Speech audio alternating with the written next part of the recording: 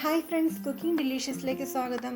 ഇന്നിവിടെ തയ്യാറാക്കാൻ പോകുന്നത് നാച്ചുറൽ കളേഴ്സ് വെച്ചിട്ടുള്ള ഒരു മഴവിൽ പുട്ടാണ്. ഇതിനായി ആദ്യം തന്നെ ക്യാരറ്റ്, ബീട്രൂട്ട്, പാലക് ചീര, ചെമ്പരത്തിപ്പൂവ്, ശംഖുപുഷ്പം, ചോളപ്പൊടി, റാഗിപ്പൊടി എന്നീ 7 നിറങ്ങൾ എടുത്തു വയ്ക്കുക. പച്ച നിറത്തിനായിട്ടുള്ള പാലക് ചീര ഒരല്പം വെള്ളത്തിൽ തിളപ്പിച്ചതിന് ശേഷം മിക്സിയിൽ അടിച്ചെടുക്കുക.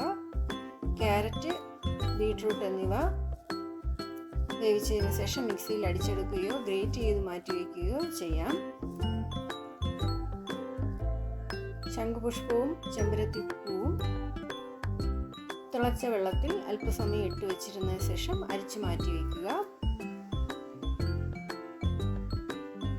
ചെമ്പരത്തിപ്പൂവിൻ്റെ നീരിന് നിറം കൂടുതൽ കിട്ടുന്നതിനായി ഒരല്പം നാരങ്ങ നീര് കൂടി ചേർത്ത് കൊടുക്കുക. ഇനി ഓരോന്നായി കുഴച്ച് മാറ്റി വയ്ക്കാം.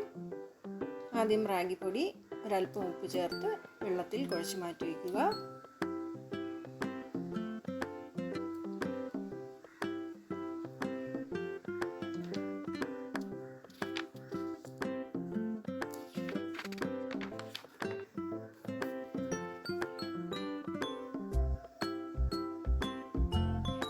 ചോളപ്പൊടിയും അല്പം ഉപ്പ് ചേർത്ത് വെള്ളത്തിൽ കുഴച്ച് മാറ്റി വയ്ക്കുക.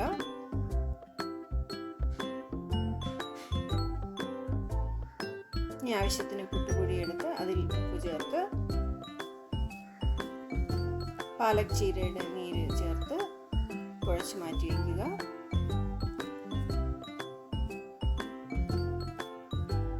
വീണ്ടും പുട്ടുപൊടി എടുത്ത് ഉപ്പ് ചേർത്ത് ക്യാരറ്റ് ചേർത്ത് കുഴച്ച് മാറ്റി വയ്ക്കുക.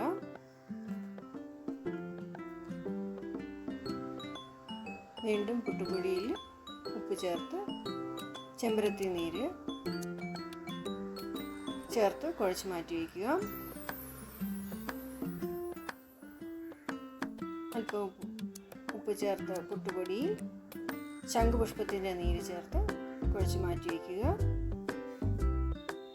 പുട്ടുപൊടിയിൽ ഉപ്പ് ചേർത്തതിന് ശേഷം ബീട്രൂട്ട് നീര് ചേർത്ത് കുഴച്ച് മാറ്റി വയ്ക്കുക.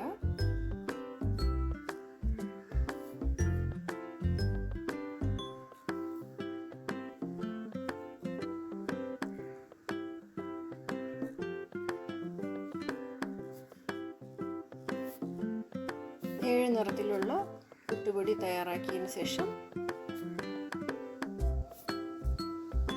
ആവിയേറ്റുന്നതിനായി ഒരു പുട്ടുകുറ്റിയിൽ അല്പം തേങ്ങാപ്പീര ഇട്ട് കൊടുക്കുക.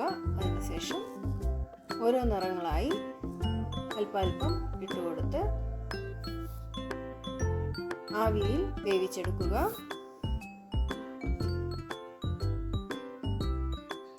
കാണുവാൻ മനോഹരമായതുപോലെ തന്നെ രുചികരവും ആരോഗ്യദായകവുമായ മഴവിൽപ്പുട്ട് കുട്ടികൾക്കും മുതിർന്നവർക്കും ഏറെ ഇഷ്ടമാണ്.